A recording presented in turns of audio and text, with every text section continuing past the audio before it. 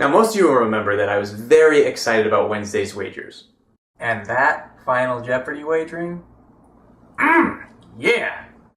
But I was even more excited to discover that all 3 contestants commented on my YouTube video. Giving credit where credit's due. That's what I do here on the Final Wager.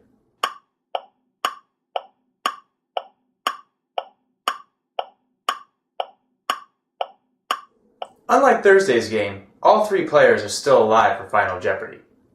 Let's break it down. First versus second. William versus Greg. If William doubles his score, he'll have 23,200. Greg will need to wager at least 10,200 to cover this. If Greg is incorrect, he'll be left with no more than 2,800. That means that William can wager at most 8,800. Now the difference between these 2 scores is 1,400. That means that William can wager 1,400 to cover a 0 wager by Greg. Now for second and third.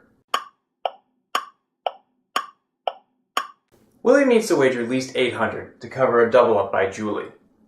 But he already is wagering at least 1,400, so we'll just disregard that.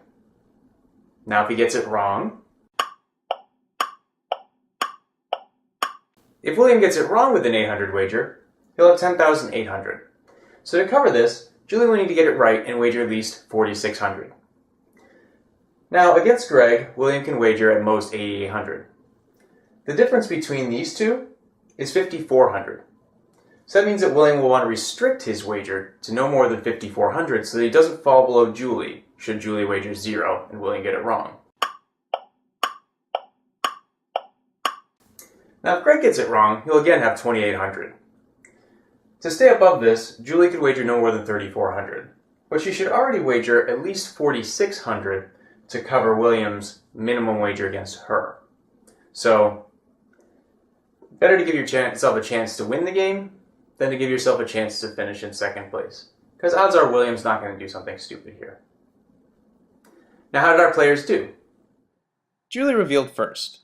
She got it correct and wagered 3,000, opting for the smaller wager so as not to fall below Greg.